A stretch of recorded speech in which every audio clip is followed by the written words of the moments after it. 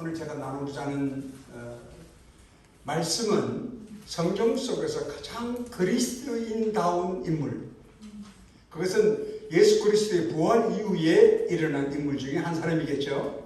그때 그리스도인이라고 불려지기 시작한 이후부터 참된 그리스도인은 어떠한 간증과 어떠한 고백과 어떠한 말을 하였는지 그 얘기를 통해서, 사도 바울의 삶과 고백을 통해서 여러분의 삶을 점검하는, 그래서 여러분이 만일에 그 분량에 이루었다면 여러분은 부활하신 예수 그리스도와 동행하는 것에 대한 부인할 수 없는 믿음의 확증의 자리에 설 것이고, 또 그 중에 일부분만 내가 사도 바울의 고백과 동의하고 있다고 생각하신다면 여러분 사도 바울처럼 끊임없이 성령을 의지해서 내 안에 알게 하시는 죄에 대해서 끊임없이 회개하고 성화되어지고 믿음 안에서 성숙되어져야 된다는 것을 우리가 발견하는 시간이 되기를 바랍니다.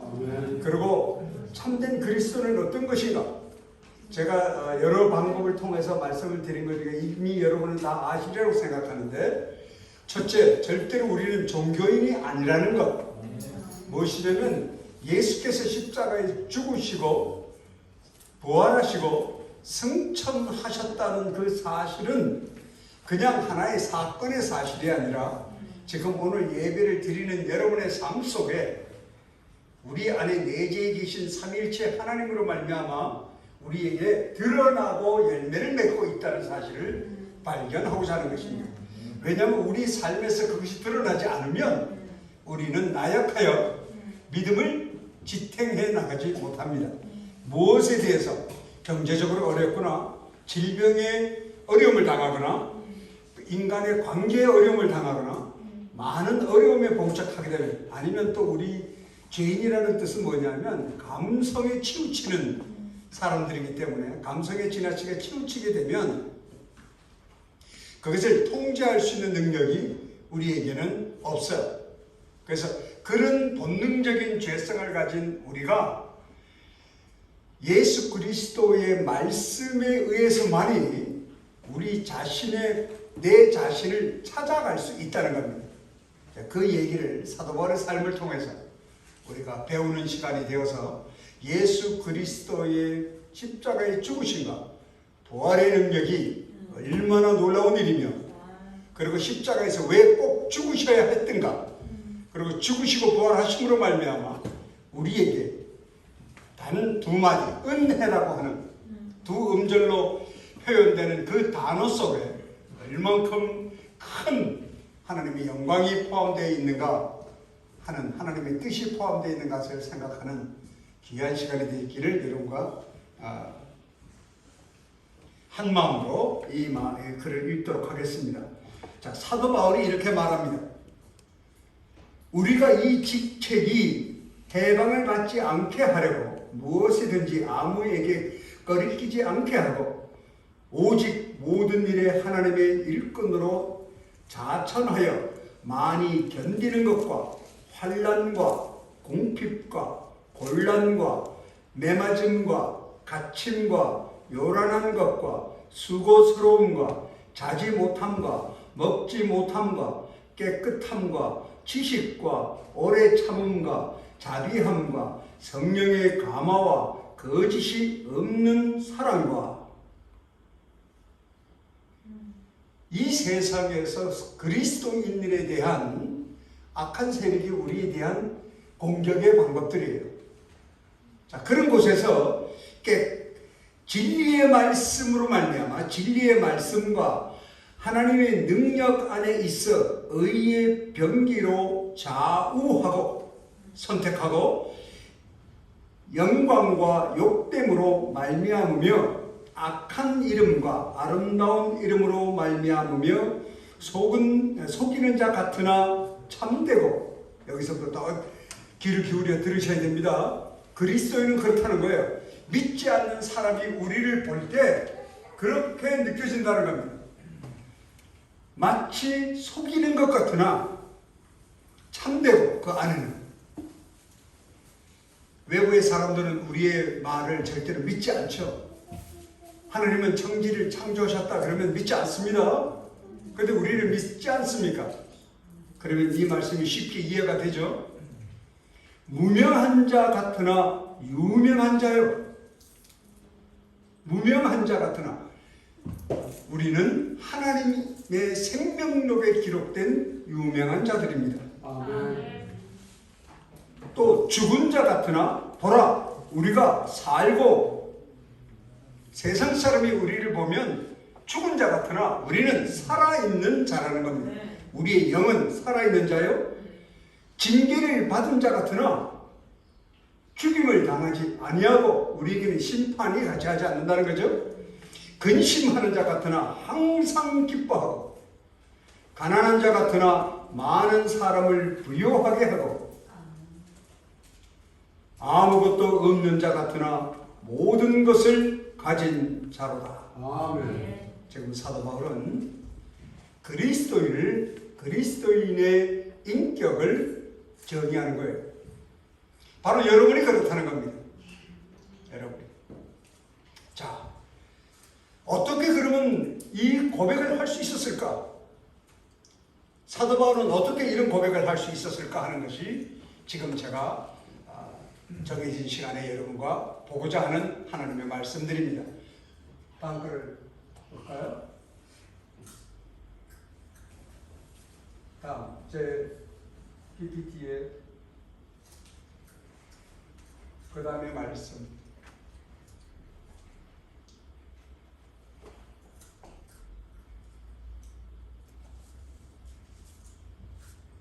제가 공부를 하고 그거로 그냥 말씀드리지 않고 오늘은 말씀을 다 보고자 하는 것은 여러분에게 확증을 시켜드리기 위해서 그러는 거예요. 네, 보세요. 사도가 그렇게 되었던 것은 사도이기 때문에 회개한 것이 아니에요. 여러분, 제가 늘 얘기하지만 산상수훈의 심령이 가난한 자는 복이 있다는 말씀은 뭐냐면 하나님을 아는 자는 복이 있다는 말씀입니다. 우리가 성경 66권을 통해서 하나님을 알게 되면 말씀이 능력이 뭐가 있느냐면 우리로 하여금 회개를 불러일으키게 해요. 우리의 죄성을 드러나게 합니다. 그래서 우리는 종교가 아니에요. 종교라는 건 일방적으로 인간의 노력과 신념과 의지와 숙달된 그로부터 나온 것이 종교예요. 그런데 우리가 하나님을 아는 지식, 66권의 말씀을 알므로 인해서 우리에게서 회개가 일어납니다. 그럼 여러분이 내가 죄인인 것을 인정한 것은 여러분의 자유의지가 아니라는 것을 우리는 알 수 있어요. 그런데 사도 바울이 자기가 사역을 해가면서 이걸 보면 회개라는 것이 한 번에 무릎 꿇고 한다고 해서 평생 한꺼번에 다 쏟아놓을 수 있는 것이 아니에요. 우리가 그 능력이 없어요. 첫 번째는 우리의 윤리 도덕적인 것밖에 회개를 못합니다. 그러나 성숙해 가면서 그 말은 뭐냐면 우리 안에 내재 계신 성령의 도움으로 성령이 하시는 세 가지가 있으니까 첫 번째는 죄에 대해서, 두 번째는 의에 대해서, 세 번째가 심판에 대해서 가르치신다 하셨으니 우리 안에서 애통해 하시는 것은 우리의 죄를 그분만 아시니까, 그분이 전능하시니까 나는 기억하지 못하는 그 죄를 우리로 하여금 알게 하여서 점점 회개함으로 인해서 회개의 깊이가 깊어지고 그리고 본질적인 회개를 하게 된다 하는 것을 사도 바울이 본으로 보여주고 있는데 첫 번째는 이렇게 고백합니다. 나는 사도 중에 지극히 작은 자라. 이 두 가지를 얘기하는데 내가 부족한 자라고 하는 겸손을 나타내요. 이것은 겸손에 떠오르는 것이 아니라 사도 중에 작다고 하는, 근데 사실은 사도 바울이 저렇게 겸손을 부릴 조건이 아니에요. 그가 로마인이요. 가지고 있는 조건은 누구도 부러워하고 그가 가진 지식은 그 시대의 소크라테스하고 얘기를 해도 철학가들이 감당을 못할 만큼 그는 대단한 지식을 가지고 있던 사람이며 그는 바리새인들 중에서도 더 구약 말씀에 완벽하게 그는 말씀을 알고 있던 사람 중에 하나입니다. 그런데 지극히 작은 자라는 겸손을 보이는데요. 우리가 배울 것이 여러분 속에 돈이나 지위에 의해서 여러분이 내가 갖고 있는 지식에 의한 겸손을 얘기한다면 그것은 겸손을 떠는 행위일 수 있어요. 그러나 여기서 말하는 겸손이라고 하는 것은 이분이 사도들을 보고 사도보다는 나는 부족해라고 말한 것이 아니라 사도 안에 있는 그 살아계신 하나님을 만났기 때문에 그런 거예요. 아시겠습니까? 지금 사도의 겸손은 살아계신 하나님, 그 예수 그리스도가 죽으시고 부활함으로 인해서 그 성령께서, 보혜사 성령께서 오셔서 그들에게 임한, 그들 안에 칭의하여 임한 그 하나님을 보고 얘기하는 겁니다.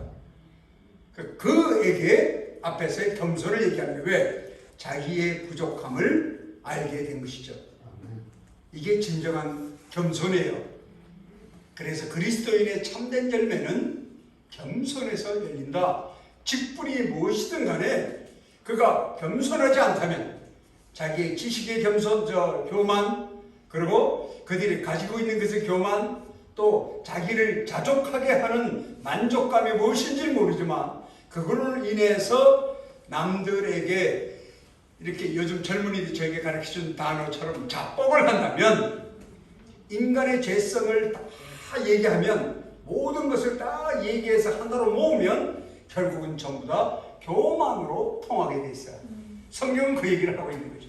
사도 바울은 그가 사역을 시작하면서 놀라운 고백을 합니다. 두 번째는 뭐라고 하냐면, 한번 넘겨볼까요? 에베소서를 보면 이제는 성도 중에 지극히 자라고 얘기를 해요. 왜? 그가 2차 성도회를 하고 난 다음에 그리스도인의 열매들이 맺혔기 때문에 그의 간증은 더 깊어집니다. 자기가 사도임에도 불구하고 그는 자기의 권위 속에 있는 것이 아니라 목회자인데 목회의 권위에 교만의 자리에 있는 것이 아니라 바로 성도 안에 계신 성도를 구원하신 그 예수 그리스도의 부활에 그가 고백을 하는 거예요. 그래서 성도 중에 가장 작은 자라는 말이 에베소서 3장 8절의 주제 얘기입니다. 자, 디모데전서 1장 15절을 보면 뭐라고 말하냐면, 이때는요 이미 4차 여행이 다 끝나고 하나님 앞에 한 번쯤은 자랑해도 괜찮아요. 왜? 디모데 전서를 쓸 때니까 감옥소에서 이제는 조금 이따 죽을 거예요. 처형을 당해서 죽을 그 자리에 그는 놀라운 간증을 합니다. 그것이 그가 평생을 살아오면서 끊임없이 회개를 하였다고 하는 것에 대한 증거인데요. 그것이 뭐냐면, 믿보다 모르는 사람들이 받을 만한 이 말이요, 그리스도 예수께서 죄인을 구원하시려고 세상에 임하셨다 하였도다. 바로 예수께서 죄인을 구원하려고 이 땅에 오셨다는 것을 고백합니다.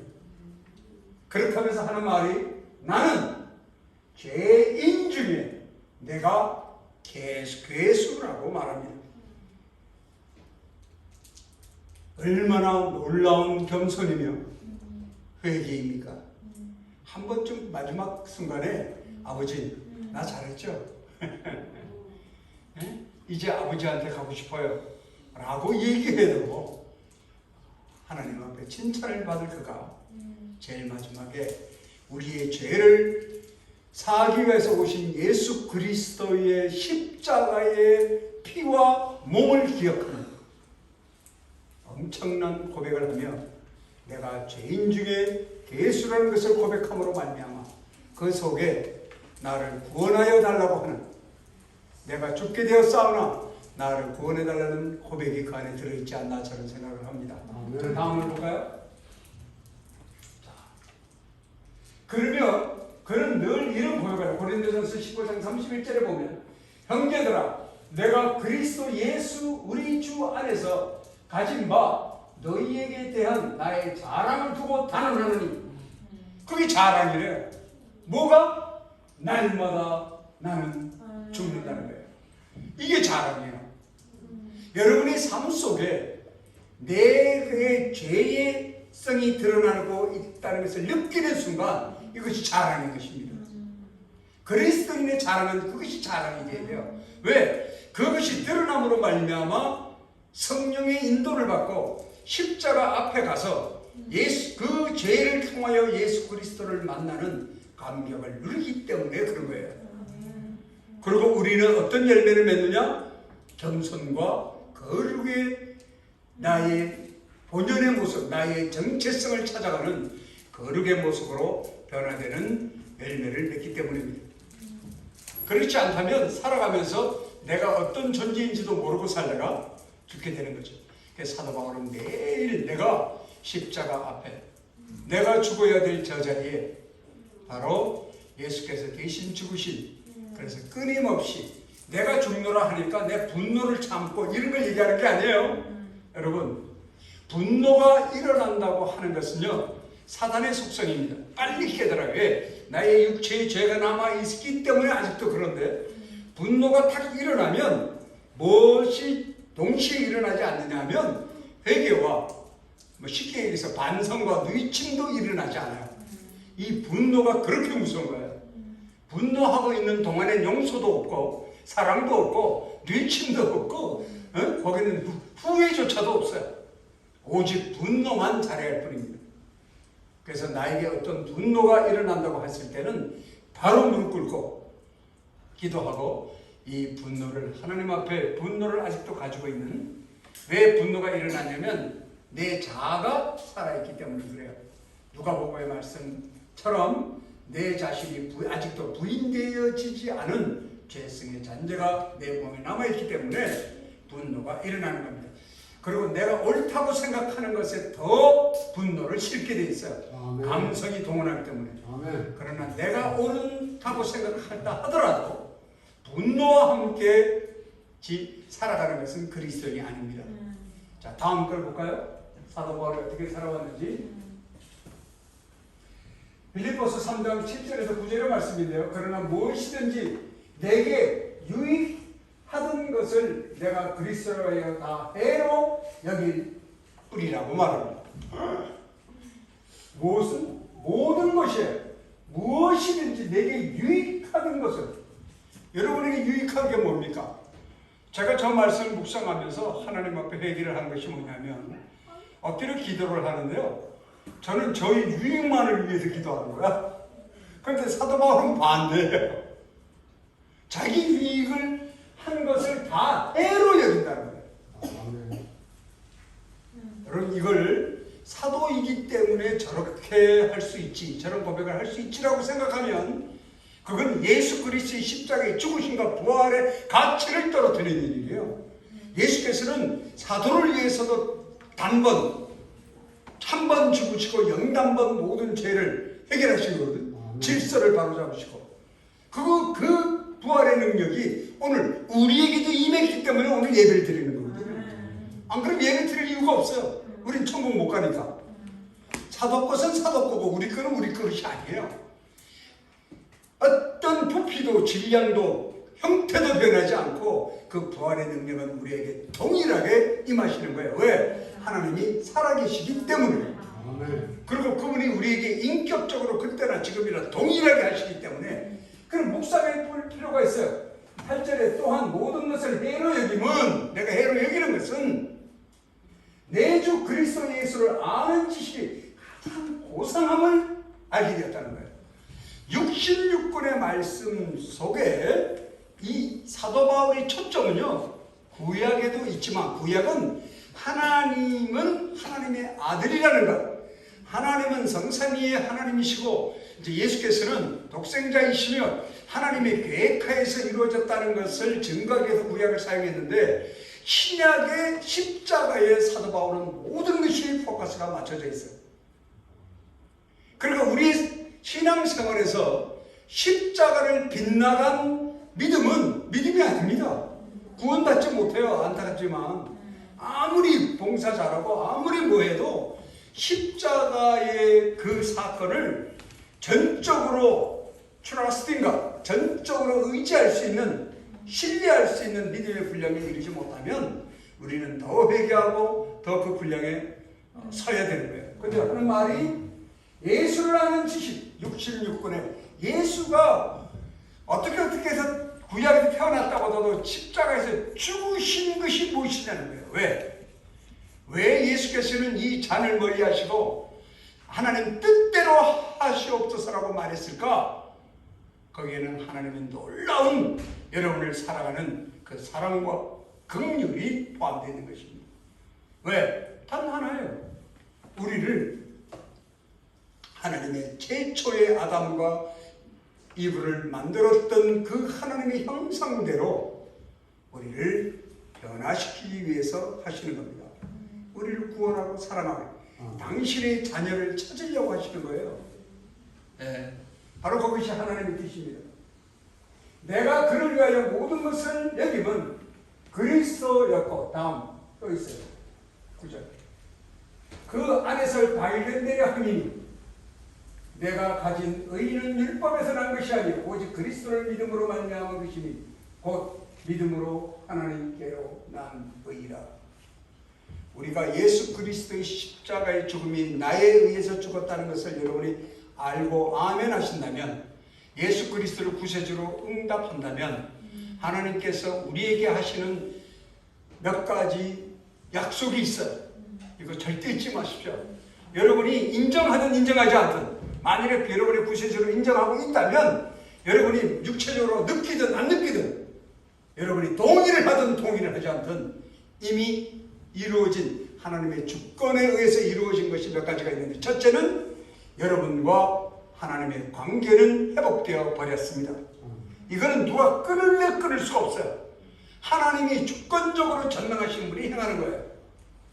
두 번째는 우리를 의롭다 칭한다 이 말이에요. 지금 그 얘기를 하신 거예요. 의롭다고 칭하겠다. 네가 죄성이 있고 육체의 죄가 있고 오늘 네가 예배 자리도 안 오고 나를 경배하지 않고 하지만 네가 진정 나의 아들 예수가 너를 위해서 죽고 부활했고 승천하신 것을 믿느냐? 라고 그것을 믿음을 가지면 우리의 제약된 자유의지지만 이 자유의지를 동원해서 믿으면 너를 선하다고 인정한다. 이 말이 뭐냐면 사도 바울이 하는 말 이 말이에요. 나에게 예수의 흔적이 남아있다. 복음에서 그렇게 얘기하잖아요. 여러분의 영에는 예수의 피의 흔적이 있어요. 그러니까 하나님께서는 그 흔적을 보시는 거죠. 우리는 인침을 받았다고 합니다. 여러분 양이나 돼지나 소 같은 경우에 주인이 자기의 마크를 붙이잖아요. 불도장을. 그걸 인침한다고 그러죠. 예수의 피로 우리를 인침해 놓으셨어요. 그래서 성경에 보면 네가 음부를 다닐지라도 내가 너를 결코 포기하지 않겠다고 말씀하십니다. 음부라는 얼마만큼 지옥이에요. 네가 있는 죄 다 짓고 나한테 도망가도 너를 지킨다는 뜻이 아니고, 네가 그런 지옥의 어떠한 불구덩 같은 그 사단의 어려움 세상 속에 처한다 하더라도 내가 그 믿음을 보고 너를 지키겠다는 거예요.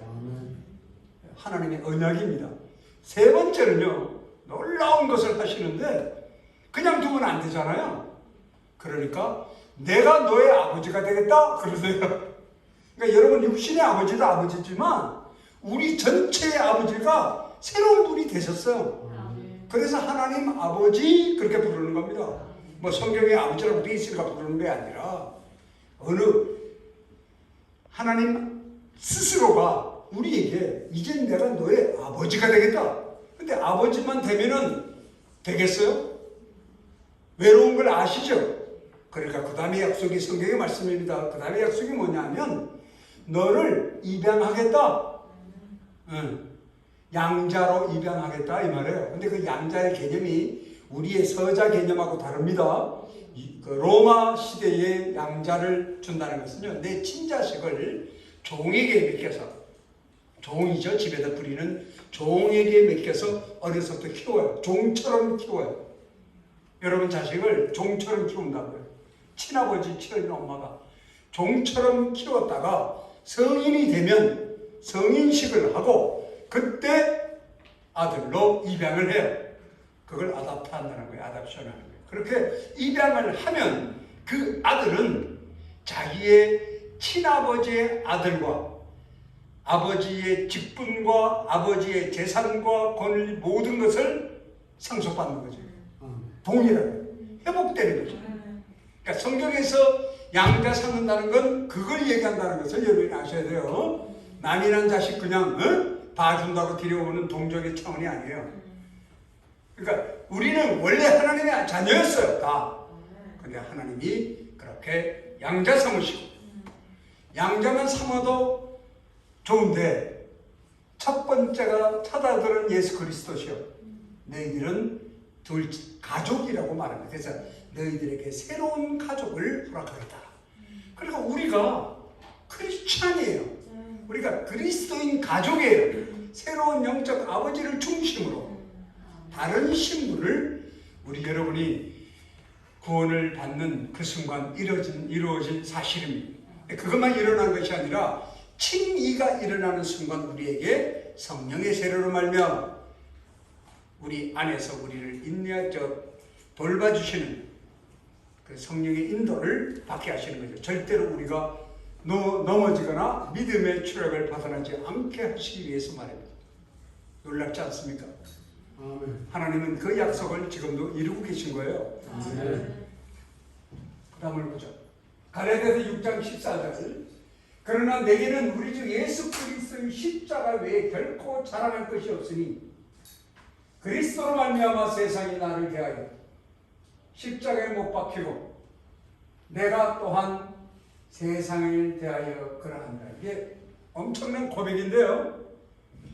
회개를 자꾸 하더니만 자기가 바뀌었다는 것을 고백하는 겁니다. 여러분도 이 고백에 갈라디아서 6장 14절에 아멘 할 수 있어야 돼요. 그냥 예수께서 십자가에서 죽으시고 부활했기 때문에 우리 입에 기도를 허락하셨고 우리 입에 회개라는 걸 긍휼로 허락하신 거거든요. 그러니까 회개가 여러분 것이 아니에요. 여러분이 하는 게 아닙니다. 그리고 기도도 내가 기도한다고 해서 내가 기도해 줄게 라고 하는 말에 두려움이 있어야 돼요. 기도해 줄게가 되지 말고 내가 기도에 동참하겠다. 당신의 그 문제에 대해서 내가 같이 기도하겠다. 중보자로서의 기도를 하는 거죠. 내가 기도해서 여러분이 기도하면 여러분의 아버지와 내 아버지가 다른가요? 하나님 아버지가 동일하신 분인데 그래서 하나님은 1대1로 기도하기를 원하시는데 이 기도는 예수가 죽으시고 부활했기 때문에 우리 입술에 허락한 거예요. 그래서 여러분 아시다시피 믿지 않는 분 또 성도님이라 하더라도 거의 기도 안 하는 분들이 너무 많습니다. 여러분 막 성도라면 다 기도하는 거 같죠? 아니에요. 일이 바쁘다고 해서 핑계를 대고 안 하고 그런 것도 없이 무의식 속에 기도하지 않아요. 언제나 기도를 한다? 고난 속에 있을 때 우리는 기도를 하는 우매한 죄인이에요. 여러분의 자녀가 감기라도 걸려야 그때 아버지 하나님하고 애절한 기도가 나오는 여러분을 발견하셔야 돼요. 우리가 편하고 모든 게 다 잘 돌아가면요 그거를 자꾸 내 유익을 누리려고 하지 그걸 하나님 붙잡고 더 애절한 기도를 더 성숙된 기도를 해야지 하는 걸 잊어버리는 존재입니다. 그래서 하나님이 무엇을 허락하신다? 고난을 허락하시는 거예요. 그래서 고난 안에서 만나는 하나님을 만나야 진짜라는 거예요. 고난 속에서 만나는 하나님을 그래야 무엇을 인정할 수 있게 되냐면 주권자 하나님을 인정할 수 있게 돼요. 그러면 이제 놀라운 열매들이 우리 삶 속에 일어나는데 사도 바울이 그래서 하는 말이 십자가 외에는 결코 자랑할 것이 없다는 겁니다. 여러분의 삶 속에 이 십자가 의미를 분명하게 성경 공부를 통해서나 내가 묵상을 통해서나 하여튼 여러분의 삶에 선한 거 있죠. 어머니가 아들을 사랑하고 아들이 부모를 사랑하고 서로 부부간에 사랑하고 존경하고 선하다는 것 모두가 사단의 속성이 아닙니다. 다시 말하면 바로 예수 그리스도의 죽으심과 부활로 인해서 우리 삶에 허락되어진 일반적 은총과 특별한 은총이에요. 아멘. 그것을 자각하고 인지해야 됩니다. 아멘. 내 안에 사랑이 있기 때문에 그냥 내 남편 사랑하는 거겠지. 아니에요. 아멘. 이 땅에 믿지 않는 사람들, 남편을 원수처럼 여기고 아내를 원수처럼 여기고 사는 사람들 많습니다. 그리고 부부간에도 당연히 싸우는 거지. 왜 살아? 그러면 50대 넘은 40대만 넘어도, 제가 거기에 반대하는 사람인데, 애가 있으니까 죽지 못해 살지 뭐 하는 말에 성도들도 거의 90% 이상이 동의를 하는, 조금 결혼 생활로 살았다 그러면 죽지 못해 살기에 동의하고 애들 때문에 살아주는 거지 뭐. 아니에요. 성경 어디에도 그런 부부관계를 유지하라고 써있는 거 하나도 없습니다. 그 자녀들이 그런 고통 속에 있을 거라면 왜 하와를 만들어, 응? 부부를 만들게 가정을 세우기를 하셨을까요? 그렇지 않다는 거예요.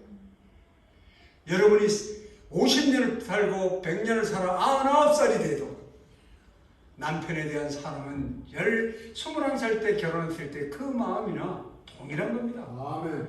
변화는 더 깊어져요.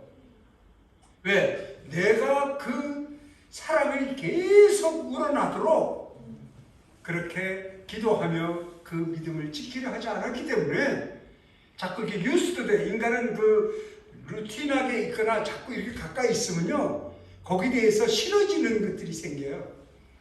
내 몸에 좋은 보약도 제가 약을 하루에 많이 먹거든요. 근데 목에 먹어야만 전 살아요. 이렇게 설교하고. 그러니까 오늘 아침에도 먹는데 그 약을 삼키기가 싫어. 이걸 먹어야 내가 하루를 산다는 걸 알면서도 이게 습관화되니까요. 그게 싫어요. 이게 우리예요.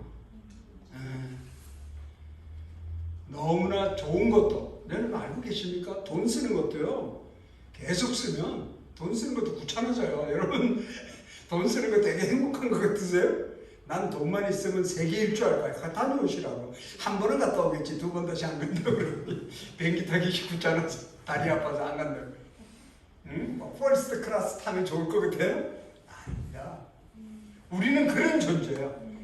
모든 하나님이 창조하신 피조물을 그대로를 유지할 수 있는 능력이 없어요. 우리에게 선을, 조나단 에드워즈가 얘기했듯이 우리에게는 holy righteousness, 거룩한 의가 사라져버린 존재예요. 지금 알아보시겠어요? 근데 우리 안에 예수 그리스도의 피가 그 죽으심 위에 부활하신 그 능력으로 이것이 회복되고 있는 거예요. 아멘. 자, 다음을 보죠. 로마서 1장 16절 17절, 내가 복음을 부끄러워하지 아니하노니, 한두 번 얘기한 게 아니에요. 얼마나 감사했습니다. 이 부끄러워하지 않는다는 것은 그때 사람들이 가장 부끄러운 일이 뭐냐면 사람이 십자가에 달려 죽는 것을 가장 부끄럽고, 하나님이 저주, 구약에도 그런 말씀이 있으니까 하나님이 제일 저주스러운 것이 뭐냐면 십자가에 죽는 것을 가장 저주스럽다고 에스겔서에 얘기하고 계신데, 그렇게 죽은 예수를 신뢰할 리가 없죠. 그분이 살았다니까 믿을 리가 없죠. 또 이방인들이고. 근데 그 유대인 그리스도인에게 사도 바울이 하는 말입니다. 내가 복음을 부끄러워하지 아니하노니 이 복음은 모든 믿는 자에게 구원을 주시는 하나님의 능력이 된다라고 얘기하는 거예요. 첫째는 선택받은 유대인이요, 둘째는 우리에게, 이방인에게. 근데 여러분, 이방인 단어가 나와서 얘기인데, 놀랍게도 성경을 여러분이 이렇게 쭉 공부하시다 보면 하나님의 선택인 유대인에서 그 선택이 끊어졌어요. 아시겠어요? 지금 유대인들을 선택받은 사람이라는 건 저 때까지만 해요. 그 다음에는 우리를 통하여 하나님의 일을 이루시는 거예요. 그런 시대가 이방인을 통하여 하나님의 시대를 이루고, 유대인에게는 마지막 축복으로 구원의 기회를 더 줄 뿐이에요. 이제는 우리에게 사명이 있는 시대가 되었다는 걸 여러분이 인식해야 됩니다. 항상 이방인이 먼저고 그것이 아니에요. 그 시대 왜 그들은 버렸어요. 모든 것을. 복음에는 하나님의 의가 나타나서 믿음에 이르게 하는 기록된 바 오직 의는 믿음으로 말미암아 살리라 함과 같으니라. 이 믿음은, 잘 들으세요, 여러분이 가지고 있는 자유의지로 믿습니다를 의미하는 것이 아니라는 것. 그것은 종교 행위만을 하게 돼 있어요. 우리의 동사인 이 believe는, 그러니까 여러분이 believer가 아니고 성경에 그대로 얘기하면 faithful man이에요. 여러분은 faithful man, 절대로 believer가 아닙니다. believer라는 건 우리의 제약된 자유의지로 내 의지와 신념으로 믿으려 하는 거예요. 그런데 하나님은 그것으로는 네가 종교 행위밖에는 할 수 있는 것이 없다는 겁니다. 다시 말하면 성경대로 말하면 바벨탑의 벽돌을 찍어내고 내가 만든 그 벽돌로 또 바벨탑을 쌓는, 모양은 더 다를지 몰라도 나의 종교 생활을 내 하나님 내가 만들어 놓고 하는 거예요. 그래서 지금 이 말이 여러분이 아멘이 되길 바라시는데, 여러분은 모두 각자의 하나님이 다르다면 되겠습니까? 아니죠. 66권의 이 하나님이셔야죠. 우리를 구원하시는 그 하나님 한 분이 계셔야 되는데, 우리가 내 자유의 의지를 가지고 종교생활을 나도 모르게 하다 보면 여러분의 하나님을 여러분이 만든 하나님으로 여러분 스스로 나의 신을 만드는 오를 범하게 됩니다. 하나님이 각자 다 달라요.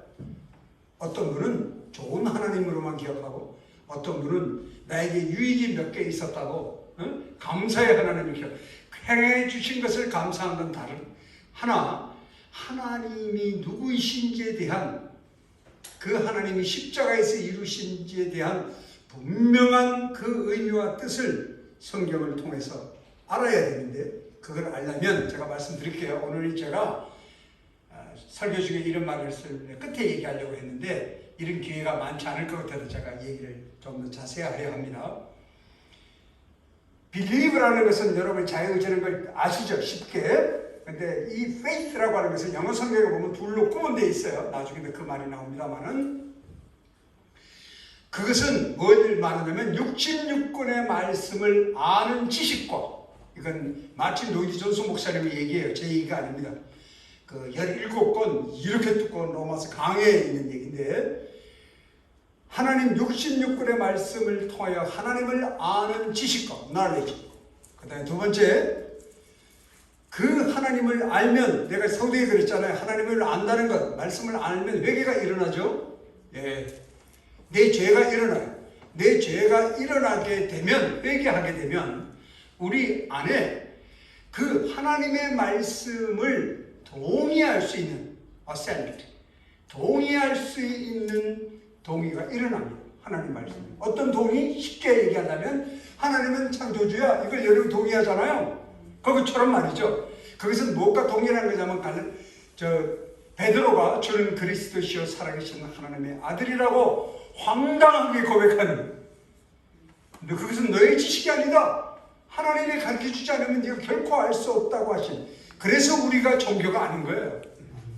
여러분이 가지고 있는 그 하나님 말씀을 알면, 하나님 말씀을 안다는 것은 다 외우라는 뜻이 아니라 성경을 통하여 계시된 삼위일체 하나님의 인격을 아는 걸 말하는 거예요. 성품을 아는 걸 말하는 거예요. 그 캐릭터를 아는 걸 말합니다.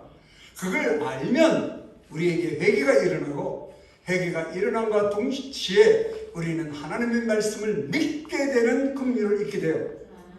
그러면 우리에게 어떤 것이 생기냐면, 마지막으로 따라오는 것이 trust, 신뢰가 따라옵니다. 이 세 가지, knowledge, 두 번째 assent, 동의, 전인격적 동의, 세 번째 trust, 신뢰를 묻고, 이 세 가지 요소를 명사의 faith라고 얘기하는 거예요. faith. 그것을 가진 사람을 faithful man이라 한다. 이걸 여러분이 알고 아담이란다. 아브라함을 생각하면 아브라함이 어떻게 그렇게 할 수 있었는지를 아내할 수 있게 돼요. 아시겠어요? 노아가 어떻게 비가 뭔지도 모르는데 비가 와서 홍수가 날 거라는 것을 믿을 수 있었는지를 알게 되고요. 우리의 선지자들이 행한 그 일들을 우리는 아멘으로 받을 수 있게 되는 겁니다. 그 말은 뭐냐면 여러분이 faithful man이 되었다는 거예요. 여러분이 faithful man이 되어야 하나님은 여러분의 기도를 듣고 여러분과 동행하며 여러분의 함께 있음을 기뻐하고 우리의 삶을 통해서 영광 받으시는 거예요. 빌리버의 영광을 받는 게 아니에요. 절대로. 그래서 그럼 우리를 왜 그 빌리버의 생활에 자꾸 젖어들게 하느냐? 그거는 제가 한국에 와서 설교할 때마다 얘기하는 건데 그건 우리에 대한 사단의 전략이에요. 우리를 점점 종교화시키고 예배도 종교화시키고 왜? 거기에 우리가 약하니까 가장 약한 것이 우리가 종교화했을 때 우리는 자족하는 만족을 느껴요. 믿음을 지키라 그러면 뭐가 뭔지 감을 잘 못 잡아. 그런데 종교 생활 시키면요 그것은 사람들이 더 많이 모이고 헌금도 더 많이 나오고 교회 빌딩 짓기 더 좋아하고 그러는 거예요. 왜 그럴까요? 종교심 때문에 그래요. 근데 거기에는 성령의 역사가 없다는 것을 여러분 아셔야 됩니다.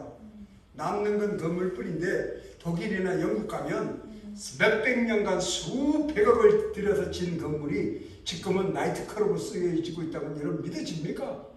카페로 쓰이고 맥주 파는 코너고 근데 건물은 몇백 년 전 거라서 정부가 헐지 마라 그래서 교회 모습 그대로 내 안에 들어가면 피자 가게야. 왜 그럴까? 성도가 없어서 그럴까요? 아니에요. 그들은 종교 행위를 했기 때문에 사단의 전략이 뭡니까? 하나님 편에 가지 못하게 하는 거잖아요. 죽어서 누가 주워 먹기 위해서 제가 우리 부족 제자들한테 복음 가르칠 때 그래요. 너희들이 예수를 믿지 않고 딱 죽으면 사단이 어떻게 할 거거든요. 이렇게 한다. 너를 딱 죽자마자 천사가 이끌려 가야 되는데 천사가 안 하고 마귀가 와가지고 사단이 너를 딱 쥐고 단숨에 삼켜버릴 것이다. 제가 아주 리얼하게 해요. 그래서 전부 다 정말이에요 여러분. 정말입니다. 사단은 우리가 예수 그리스도 하나님 백성이 되는 것을 방해해야 되거든요. 언제까지? 다시 오실 때까지. 기도 알아요. 말씀을 다 압니다. 사단도. 근데 방해를 해야 되는 장소가 뭐예요? 교회에서 모이기를 힘쓰며 교회를 통하여 구원하시겠다는 하나님을 그도 알아요. 그래서 교회를 망가뜨리는 거예요.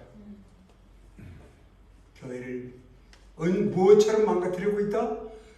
구약의 번제라고 하는 엄청난 긍휼을 하나님이 용서의 긍휼을 이스라엘 백성에게 베풀었는데 인간의 종교심을 이용해서 번제를 종교화시켜버렸죠. 나중에는 어린아이까지 죽여서 번제드리고 유대인들이 이게 믿어집니까 여러분? 성경을 보세요. 깜짝 놀랄 거예요. 내가 하나님이라도 이스라엘 백성 다 죽였을 거예요. 양으로 번제드리라 그랬더니 양도 금방 죽을 건데 내일 금방 오늘 오후에 죽일 건데 뭘 비싼 거 사, 병든 거 사요. 종교화 시킨 거예요. 다 형식화 시키고 그러니까 오직하시면 내가 제사보다는 뭘 원한다? 순종을 원한다 그러시는 거예요. 제사는 종교거든요. 순종이 뭐예요? 회개한 자만 우리가 정말 죄인인 것을 회개한 자만이 순종할 수 있어요. 그걸 원한다는 거예요. 내 하나님 앞에서 너의 모양을 아는 너의 분량을 아는 그들에게로부터 나오는 진정한 순종을 원하시는 것입니다. 그래서 제사보다는 순종을 원한다는 겁니다. 지금 우리가 드리는 예배가 제사여서 되겠습니까? 영적 제사가 영적 예배가 되라고 하시는데 영적 예배라고 하는 것은 예수 그리스도의 십자가에 죽으신 피와 몸을 기억하며 드리는 예배예요. 그래서 설교 목사님 계시지만 설교라고 하는 것은 설교 말씀을 통해서 예수의 십자가에 죽으신 피와 몸과 부활이 증거되어야 되고 나갈 때 성도들이 펑펑 울면서 회개를 하든가 아니면 내가 하나님을 믿기를 정말 잘했어 안 했으면 내가 어떡할 뻔했어 라고 하나님의 영광이 드러나든가 이건 제 얘기가 아닙니다. 그렇지 않은 것은 설교가 아니라고 했어요. 우리가 아는 유명한 설교가 어른들이 다 믿음의 어른들이 오직 그것만이 성도를 살릴 수 있는 일이라 이 말입니다. 자 다음을 보죠. 하나하나 이 순서대로 읽어가면 돼요. 로마서 1장 1절에서 5절의 말씀입니다. 그러므로 우리가 믿음으로 의롭다 하심을 얻었은즉 우리 주 예수 그리스도로 말미암아 하나님의 더불어 화평을 누리게 되는 겁니다. 그렇죠? 우리는 하나님하고 적이 아니에요. 첫 번째 죽음이 해결됐어요. 그와 동시에 두 번째 죽음도 해결됐어요. 왜? 예수 그리스도가 죽으시고 부활하고 그 육신으로 승천하심을 보여줬죠. 그 말은 뭐냐면 우리에게 바로 육신, 우리가 죽었을 때 부활할 때 우리에게 새로운 예수 그리스도의 부활의 육체를 주신다는 증거예요. 그런데 그때 모습은요, 여러분이 지금 모습하고는 달라요. 광채가 나요. 광채가 나고 눈이 부셔요. 그리고 너무 아름다워. 그리고 외형적으로 보면 여러분은 제가 문석인 것을 외형적으로는 잘 못 알아봐요. 근데 뭐로 알아본다? 심령으로 알아봐요. 그런다 그랬어요. 저기 이민하네. 그래. 당신도 천국에 왔군요. 이렇게 된다 이 말이에요. 심령으로 내가 장로님을 알아보는 거예요. 누구구나. 그러나 우리는 그러니까 전륜발이었던 분은 고침을 받은 거고, 여러분의 머리가 여든 것은 검은 머리로 바뀌었을 것이고 다른 영광의 몸으로 바뀌는 놀라운 성화된 몸으로 우리가 서로를 보게 되겠죠. 제일 첫 번째 죽음인 하나님과의 관계가 끊어지게 회복되고, 두 번째 육신의 죽음이 회복되고, 세 번째는 예수 그리스도가 부활하심으로 말미암아 우리를 심판대에 가지 않고 영생한다는 것을 증명하셨죠. 그래서 우리가 그 믿음 안에서 자유함을 유지하는 겁니다. 또한 그로 말미암아 우리가 믿음으로써 있는 이 은혜에 들어감을 얻었으며 하나님의 영광을 바라보고 즐거워하느니라. 다만 이뿐 아니라 우리가 환난 중에도 즐거워하나니 이는 환난은 인내. 잘 보세요. 환난 중에도 즐거워한다. 그러니까 하나님과의 관계가 회복되고, 아멘? 아멘. 그리고 우리가 그 안에서 즐거움을 갖게 된다는 거예요. 그렇게 되면 환난 중에서도 즐거워하게 된다는 거예요. 아멘. 여러분이 우리가 말하는 고난, 이 세상의 삶에서도 즐거워하게 되고, 이는 이 받는 환난은 인내를 갖고 오는데요. 이 인내는 믿음의 인내를 얘기하는 거예요. 믿음을 지키는 인내. 배고픈 걸 찾는 것이 아니라, 그런 육체적인 그것이 아니라, 그럼에도 불구하고 우리가 믿음을 놓지 않는 것이. 그럼에도 불구하고 내 사업이 망한다 할지라도 내가 길거리에 나 앉는 한이 있어, 내가 죽음의 자리에 질병이 있다 해도 결코 믿음을 놓지 않는. 왜? 우리 안에 살아계신 예수께서 당신의 기뻐하는 일을 행하신다고 하셨어요. 그러니까 그분을 의지하는 거죠. 우리가 할 일이 아무것도 없어요. 너무 쉬우니까 믿음 생활을 안 하나 봐. 아니에요. 이것이 가장 핵심이에요. 환난은 인내를, 인내는 연단이니까 강해진다는 것이. 믿음이 점점 자라는 것입니다. 연단은 소망을 이룰 줄 압니다. 소망은 어떤 소망이에요? 우리가 예수 그리스도를 얼굴과 얼굴, 하나님과 얼굴을 대하여 우리가 하나님께 천국에서 예배를 드리는 그 기쁨과 감사를, 소망을 이루는 줄 알미라. 소망이 부끄럽게 아니함은 우리에게 주신 성령으로 말미암아 하나님의 사랑이 우리 마음에 부은 바 되리라. 성령으로 말미암아 우리 안에 있기 때문에 이 소망을 유지할 수 있다고 얘기합니다. 내가 유지하려고 애를 쓸 필요도 없어요. 자, 다음. 빨리빨리 해야지. 다 2시간 하면 안 되니까. 그러므로 내가 그리스도를 위하여 약한 것들과 능력과 궁핍과 핍박과 곤란을 기뻐하노니 이는 내가 약할 그때에 복 강함이니라.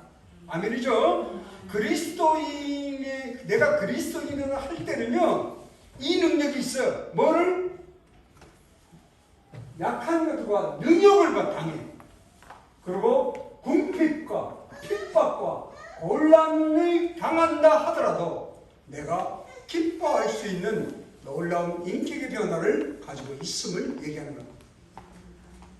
놀랍지 않습니까? 엄청난 일이에요. 이는 내가 약할 그때에 곧 강하니라. 그 다음에 또 얘기할게요. 내가 이제 너희를 위하여 받는 괴로움을 기뻐하고 그리스도의 남은 고난을 그의 몸된 교회를 위하여 내 육체에 채운다. 자, 위에 있는 고난을 이겨나갈 수 있는 것은 나의 의지와 신념이 아니고요. 그리스도인은 무엇으로 인해서 그 환난을 겪어낼 수 있는 것이냐 하면 내가 변화되었기 때문입니다. 여러분 경험하지 않았습니까? 저 사람을 정말 미워해요. 근데 그 사람을 미움이 해소되려면 그 사람이 바뀌어가지고는 안 돼요. 하나님은 나를 바꿔놓습니다. 내가 바꿔짐으로 인해서 상대의 미움이 내 가슴 속에 사라졌음을 발견할 수 있습니다. 하나님은 우리를 점점 예수의 성품으로 변화시켜 나가세요. 이게 그리스도인의 인격이에요. 그게 말씀의 능력이고 말씀이 로고스가 되어야 된다는 뜻입니다. 그렇게 해서 나의 인격을 주관하기 시작해요. 그래서 저 말씀에 동의하게 되는 거예요. 옛날에는 집에 라면 하나밖에 없으면 늘 불안했던 사람이에요. 저도 초창기에 선교를 할 때 선교원금이 없으니까 늘 불안했어요. 그런데 지금은 자유함을 갖고 있습니다. 왜?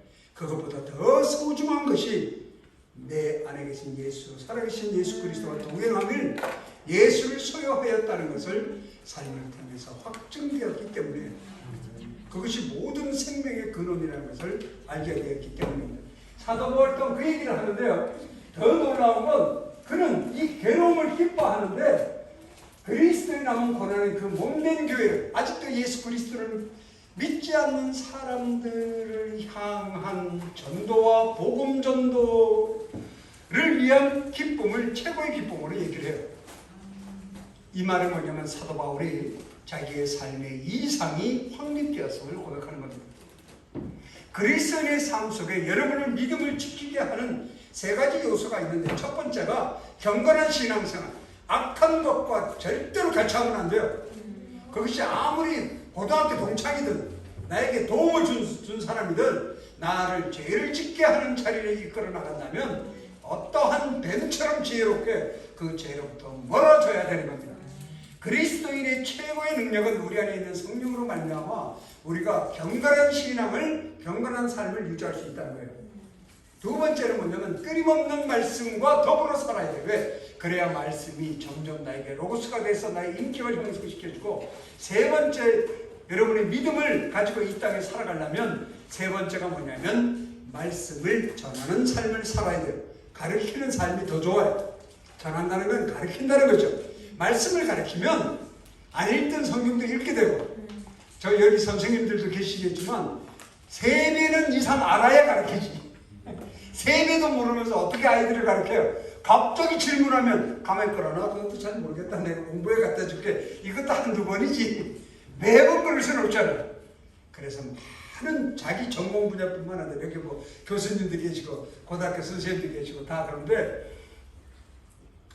모든 지식에, 모든 분야에 반듯한 지식을 가지고 있어야 남을 성경도 가르치는 거예요. 왜냐면 엉뚱한 질문을 할 수 있잖아요. 정치, 경제, 사회, 문화 무엇이든 질문할 수 있는 거니까.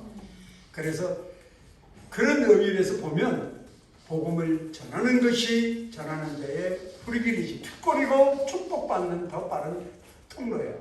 가르쳐봐야 돼요. 누구부터? 오늘 어버이날이니까 여러분의 자녀부터 못 알아들 거고 조금해서 이제 한 2살이라 천만에 영은 완전해요. 여러분 그걸 믿어야 됩니다. 육실은 어리지만 여러분의 자녀들의 그 영은 완전해요. 그래서 제가 부족해서 어린아이를 가르쳐 보았더니요, 어른들보다 더 회개가 빨리 일어나고 더 믿음이 더 단단해져요. 절대로 나이하고 관계없고요. 복음은 절대로 여러분의 지식을 의지하지 않습니다. 하나님이 우리의 지식을 의지한다면 대학 나온 사람은 구원받아야죠. 그럼 우리 부족 여인들은 절대 구원받으면 안 돼요. 저렇게 변화된 인격으로 살아가면 안 되는 겁니다. 그런데 그들은 제가 보기에도 제가 부끄러울 정도로 반듯한 그리스도의 인격으로 살아간다는 거예요. 놀랍죠? 그 다음에 나의 간절한 기대와 소망을 따라 아무 일이든지 부끄럽지 아니하고 오직 전과 같이 이제도 온전히 담대하여 살든지 죽든지 내 몸에서 그리스도가 존귀하게 되게 하려 하나니 이는 내게 사는 것이 그리스도이시니 죽는 것도 유익함이라. 사도 바울이 가치관의 변화가요 이제 일어나기 시작하는데 죽는 것도 유익하대. 여러분, 사도 바울은 진정한 고백을 하는 거예요. 죽고 사는 것에 세상은 가장 죽는 걸 두려워해요. 그런데 여러분은 이거 잊지 마세요. 여러분은 절대로 죽지 않는 사람입니다. 이제는 여러분 죽음하고 우리하고 관계가 없어요. 선교사님 육체적으로 죽잖아요. 아니 육체 새로 주신다니까.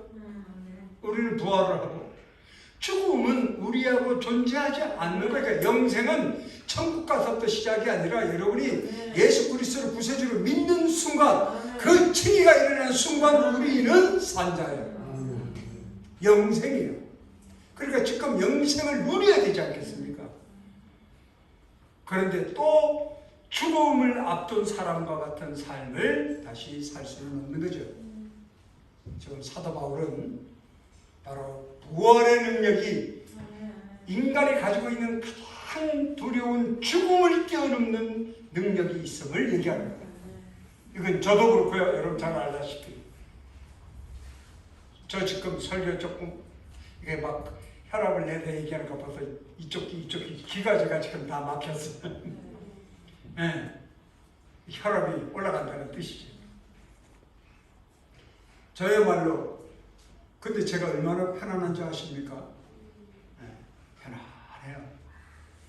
아마 사도 바울의 저 고백에 저게 의지와 신념이라고 생각하십니까? 저 말씀을 할 때가 언제 빌립보 저를 때요 수없이 두드려 맞고 몇 번의 죽음을 고비고 넘긴 후에요. 그 이후에도 죽음에 대한 정의를 저렇게 내리는 거 아닙니까? 내가 그리고 놀라운 간증을 하는데 이것이 그리스도인의 간증의 결정체. 그러니까 여러분이 이건 나의 삶의 고백이야 라고 고백의 말씀으로 삼으면 아멘입니다. 아시겠어요? 외우셔가지고 내가 그리스도와 함께 십자가에 못 박혔나니 그런즉 이제는 내가 산 것이 아니요 오직 내 안에 그리스도께서 사신 것이라. 이제 내가 육체 가운데 사는 것은 나를 사랑하사 나를 위하여 자기 몸을 버리신 하나님의 아들을 믿는 믿음 안에서 사는 것이라. 이 끝에 믿는이라는 것은 believe를 말하고요. 자유의지. 뒤에 이 믿음은 faith를 얘기하는 거예요. 아시겠어요? 그러니까 앞에 believe를 왜 하나님이 쓰시느냐? 우리 죄악된, 잘 들으세요. 여러분이 죄악됐다고 하면서 자유의지가 그렇잖아요? 죄책을 가지고 있어서 죄악된 의지를 왜 사용하려 하시느냐? 그거는 온전한 신뢰, 온전한 믿음, 온전한 경배, 온전한 기도, 온전한 예배를 원하시기 때문에 그런 거예요. 왜? 너희가 죄악된 지식이지만, 한계를 가진 지식이지만, 한계를 가진 경험이지만 그것 가지고도 너의 전인격적으로 동의하느냐? 이 말이에요. 그렇죠? 내가 십자가에서 너를 위해서 죽었다는 것을 아느냐? 이 말이에요. 너의 죄악된 지식이지만, 죄악된 자유의지지만, 그래서 개와 돼지, 로봇과 같은 형식의 제사를 원치 않는다는 것을 얘기하는 겁니다. 여러분 경계하셔야 돼요. 제가 지금 종교만을 자꾸 얘기하지만 한국뿐만 전 세계의 교회가 무너지는 이유는 많은 이유가 있는데 그 중에 가장 큰 이유가 뭐냐면 신학적 용어로는 싱크리티즘입니다. 혼합주의에 물들어 있는 스스로를 자각하지 못하기 때문에요. 사단이요 이걸 철두철미하게 가려요. 왜? 문화 속에서 나도 모르게 젖어버리기 때문에. 한국인 문화 속에서 지금 제가 얘기하는 거 목사님을 통해서 배우시길 바라요. 이 혼합주의가 무엇인지, 혼합주의하고 신앙하고 믹스가 되면 대표적인 종파가 어디냐면 캐톨릭이거든요. 그게 혼합주의와 신앙을 믹스시킨 시작서부터 그렇게 믹스를 시켜놓으면 그리스도인답지만 열심은 있어 종교생활에. 그러나 그는 구원받지 못합니다. 그에게는 예수 그리스도의 피의 흔적이 남아있지 않아요. 절대로. 분명히 성경에서 그랬어요. 믿지 않는 자의 기도는 듣지 않는다고 하셨습니다. 절대로요. 안 들으세요, 그분이. 무슨 소리 하는지 아시지만 응답 안 한다 이 말이에요. 절대로. 자, 다음. 그러면서 이제 다 된 것 같습니다. 빌립보서 4장 4절에서 9절에 사도 바울이 우리에게 하는 한 사람의 그리스도인으로 사도로 예수 그리스도의 십자가의 부활을 아는 자로서 그 부활의 영광을 누린 자로서 우리에게 하는 부탁이에요. 뭐라고 말합니까? 주 안에서 항상 기뻐하라. 내가 다시 말하노니 기뻐하라. 너의 간용을 모든 사람에게 알게 하라. 주께서 가까우시니라. 그동안의 모든 사람들하고의 관계를 회복하라는 거예요. 그 관계를 회복하고 그 관계를 통하여 그들을 산자의 잔치에 초대하라는 거예요. 관계를 회복하라. 그리스도인이라면 네가 예수 그리스도의 죽음으로 말미암아 구원받은 자라면 그저 너의 죄책이 다 갚아진 자라면 용서해야지.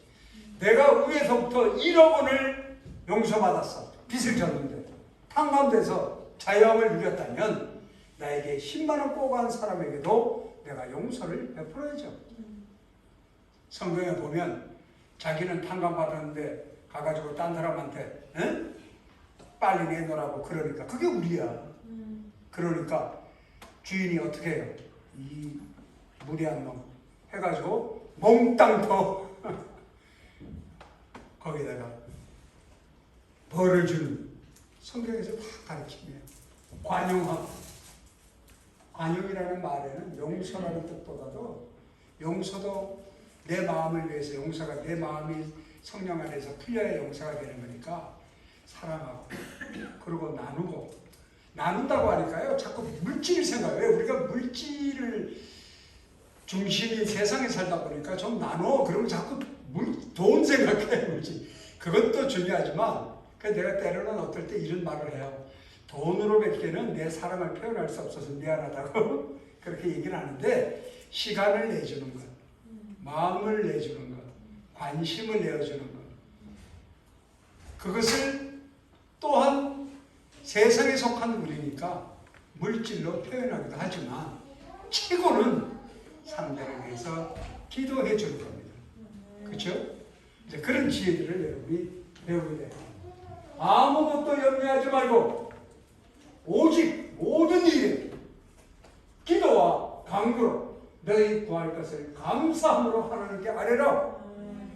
이 말은 뭐냐면 기도는요 대충 하는 게 아니에요. 제가 이거 다 기도에 대해서 또 얘기를 할 수가 없으니까 이렇게 얘기하면 안 돼요. 하나님 전능하시죠? 우리 집 사정 다 아시잖아요.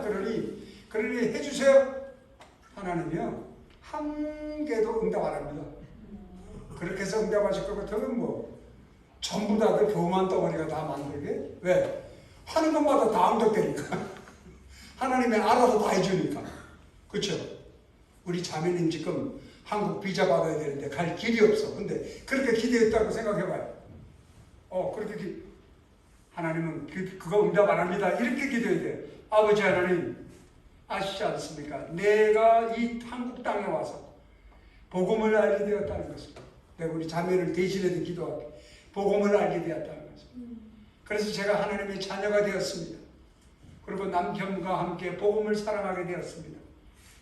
제가 태어난 곳은 북한이고 그 어려운 삶을 통해 이 자리까지 옮기셨는데 세상의 행정에 필요한 이 비자 하나님께서 길을 열어주시옵소서.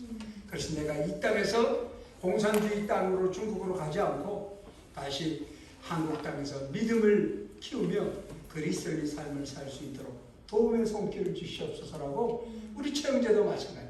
구체적으로 내 사정을 이미 다 아시지만 전혀 모르는 분이라고 생각하고 내 사정을 다 얘기하면 하나님이 들으신다. 아멘. 그래서 그 기도도 한 번만 하면 안 돼. 애자라도가 한 번 해놓고 그 다음부터는 안 해. 하나님이 다 기억하고 계시지만 끊임없이 그 기도가 응답될 때까지. 이것은 자랑이 아니지만요. 우리 며느리를 위해서 저는 20년을 기도했습니다. 우리 아들에게 이런 유형의 며느리를 주십시오. 근데 우리 큰 며느리, 둘째 며느리 다 거기에 합당한 며느리를 주셨어요. 아멘. 성품도 모든 믿음도. 여러분 자녀 애들 있는데 지금 이쁘다고 막 하는 것을 누리면서 책임이 있어요. 뭘? 지금부터 아이들의 미력. 에이 조그만 애는 무슨 결혼할 생각하면 기도하나? 아니에요. 지금 두 분이 사시는 게 현실이잖아. 얼만큼 존경하는 인품을 가진 남편을 만나자가 중요하다는 걸 동의하잖아요. 얼마만큼 신실하고 성숙한 아내를 만나는 게 중요하다는 걸 알잖아요. 그렇다면 자녀에게 그 열매가 맺혀야죠. 그러면 그 기도를 해야 되는 거예요. 자녀를 위해서. 저도 이거 배운 겁니다. 제 선배되는 한 분한테. 못생긴 딸을 낳았는데 25년 기도했더니 딸이 이뻐졌대. 자기 눈이 바뀌었겠지. 다 장가들 시집들도 다 잘 갔어요. 딱 태어났을 때 그랬대요. 아유 내 사이가 누군지 참 미안하다. 이렇게 못생긴 내 딸하고 살야 되니까. 근데 정말 지금 멋있어졌어 아주. 딸이. 그걸 수시로 간증을 하는데요. 그때 우리 아이들이 어려서 그런 거예요.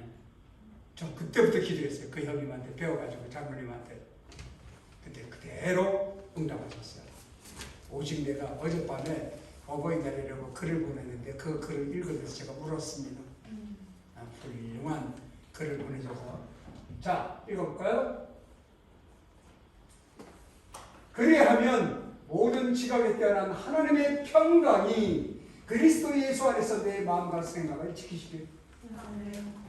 평강, 온유, 그게 온유예요. 제가 자꾸 얘기하잖아. 그건 세상에 물질이 있는 것이 아니에요. 이 온유를 여러분이 하나님이 주시는 최고의 성도에게 주는 선물인데요. 그리스도인에게 온유를 받게 되면 분노할 줄 몰라요. 화를 어떻게 내지? 욕하는 걸 잊어버려요. 화나는 걸 잊어버린다 이 말입니다. 화가 안 나요.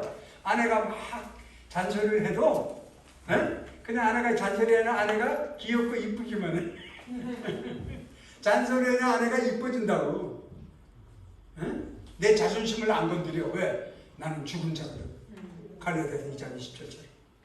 나는 내 자아가 부인된 자거든요. 여기 내가 없어. 그래 아무리 찔른다고 자아가 건들 리가 없죠. 죽었는데 내 안에는 예수 때문에 내가 사는 거지. 그 인격을 경험할 수 있게 된다는 거예요. 얼마나 놀랐습니까? 다음.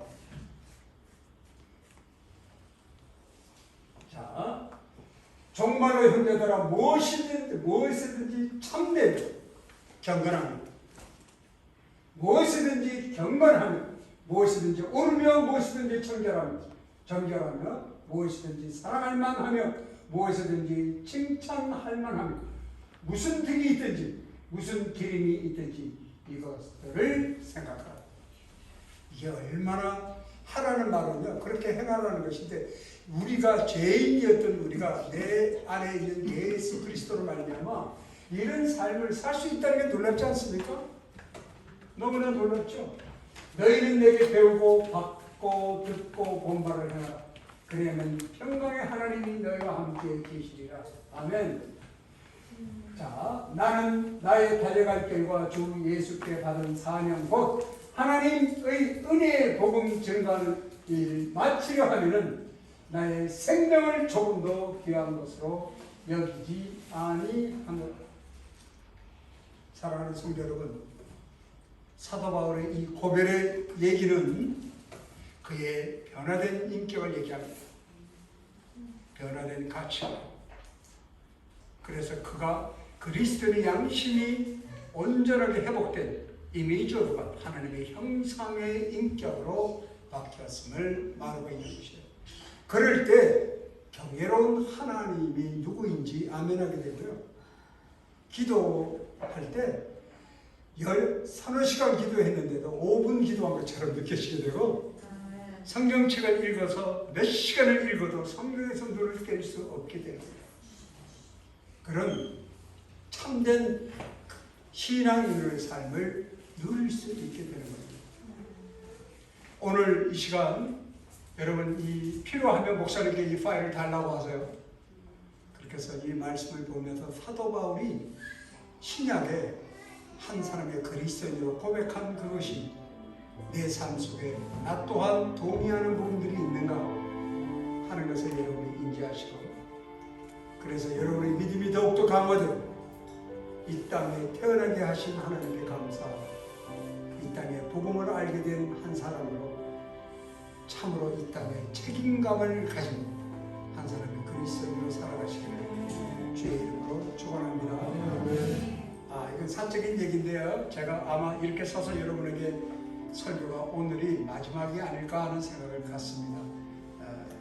내가 그 얘기했더니 우리 딸 같은 우리 중국자매는 벌써 울어서 내가 얘기를, 왜냐하면 놀랍게도 저희 부부가 행하는 것이 있어요. 여러분도 그렇게 하시기 바랍니다. 어떻게 해야 사도행전을 공부하다 보면 사도행전의 주제가 뭐냐면 어떻게 그리스도인이 성령을 따르며 살 수 있는가. 내가 성령을 앞서는 게 아니라 그러니까 하나님을 따르며 사는 방법이 무엇일까. 그래야 영적 연대가 맺히거든요. 목회도 그렇고 신앙도 그렇고 모든 것이. 그 중에 우리 부부가 이렇게 하자라고 결정하고 지금까지 30년간 하고 있는 것이 있는데, 그게 뭐냐면 생각이 날 때 그냥 여러분 갑자기 평소에 기억 안 하던 사람이 턱 보고 싶어지죠. 이 사람이 어떻게 하고 있을까? 그럴 때는 내 안에 계신 성령께서 다 아시는 전능하신 그분이 그 형제 자매를 위해서 기도하라고 하시는구나 하고, 어떤 장소에서든 앉든 무릎 꿇든 서 있든 기도하는 것을 잊지 마시기 바랍니다. 그것이 성령의 섭리를 따르는 삶이 아니겠는가 하는 생각 중에 하나고, 두 번째는 저희 부부는 내가 세운 계획이 있는데 제가 세우지 않은 계획이 충착되면 저는 제가 세운 계획을 나에게 어떠한 유익이 있더라도 그것을 뒤로 미루거나 그것을 포기합니다. 근데 그런 일이 일어났어요. 여러분 아시다시피 요즘에 제가 제일 많이 받는 전화가 언제쯤 떠나십니까? 그러거든요. 그러면 이민아 선교사도 10월쯤은 가야 되지 않겠습니까? 10월에 안식년도 끝나고. 그거는 근데 또 이제 더 심하면 못 가겠죠. 근데 어제 그저께 미국의 CTS 아메리카에서 전화가 왔어요. 왔는데 놀라운 일이 생겼다고. CTS가 저의 영상을, 설교 영상을 제가 직접 여기서 이제 인터뷰해가지고, 그쪽은 정해진 방송 시간이고 저는 새벽 4시로. 그래서 인터뷰를 생중계로 했는데 그때 제 영상이 나갔나 봐요. 그리고 그 이후에 제 기도 제목까지를 다시 편집을 해서 또 내보낸 것 같아요. 또 내보낸 것 같은데, 그것을 플로리다는 내가 한 번도 안 갔거든요. 저희 NTM 본부가 있는 주이기도 한데, 플로리다에 있는 미국 친구 부부가 그거를 보게 된 거예요. 보니까 제 얼굴, 이은하는 얼굴을 보고 CTS 아메리카에 전화를 해서 이 사람을 찾고 싶다고. 그랬더니 CTS에서 그러지 않아도 우리도 얼굴을 직접 못 뵀지만 문종교사님 미국 오기만을 기다리고 있습니다. 그렇게 얘기를 했답니다. 그래서 그 친구분이 통화를 해가지고 이민아 선교사하고 통화를 했는데, 그 아내가 이민아 선교사가 아주 친하니까, 그래서 이민아 선교사 CTS하고 전화하면서 한없이 울었대요. CTS도 울고 여기도 울고 거기 PD도 울고. 그래서 자기가 거의 10년이 넘어 제가 만나는 거예요. 알기는 30년 전에 알던 친구인데 10년 전에 이제 어떤 계기로 인해서 연락이 끊겼어요. 그분도 이상하고 이래가지고. 근데 저를 찾고 하는 말이 첫 마디가 비행기값 다 대줄 테니까 빨리 오라고. 와야 되는 이유는 뭐 보나마나 말씀 전하러 오라는 거죠. 보고 싶기도 하고. 그리고 여러분은 그래도 저하고 1년 동안 있는 동안에 여러 차례 교제도 하고 하셨는데 사실은 미국에 제가 가면은 기본으로 가야 될 주가 9개 주입니다. 9개 주를 꼭 가야 되는데 그분들은 이번에 만일에 못 보면 10년 또 5년을 기다려야 되잖아요. 그러니까 10년 이상 기다려야 되는 거예요. 지금 한 6년 동안 못 봤으니까 6, 7년 못 봤죠. 그래서 그 친구들 그리고 교회들 갔으면 하는 제가 늘 말씀드렸죠. 가면은 미국과 캐나다 두 곳을 들러갈 텐데 3개월에서 많이 걸리면 4개월 정도.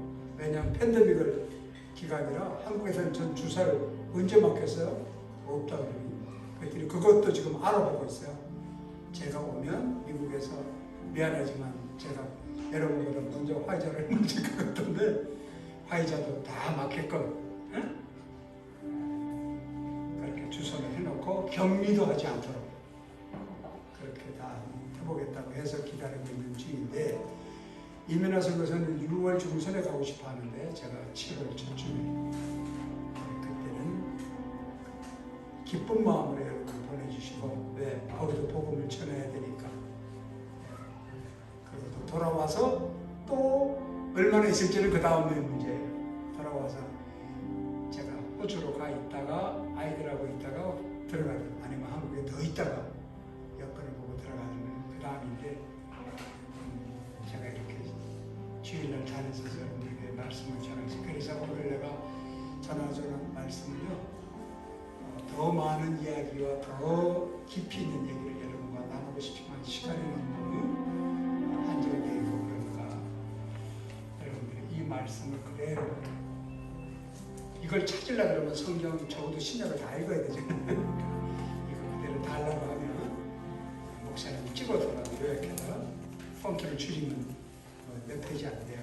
4페이지밖에. 그러니까 그거를 가져가셔서 다시 읽고 이런 쪽에 나는 사도 바울의 고백에 동의하는 거예요. 나는 사도 바울의 이 심정에 동의하고 있는 거예요. 그래서 여러분이 점검하는 그런 말씀이 되었다면 감사하겠습니다. 기도하겠습니다.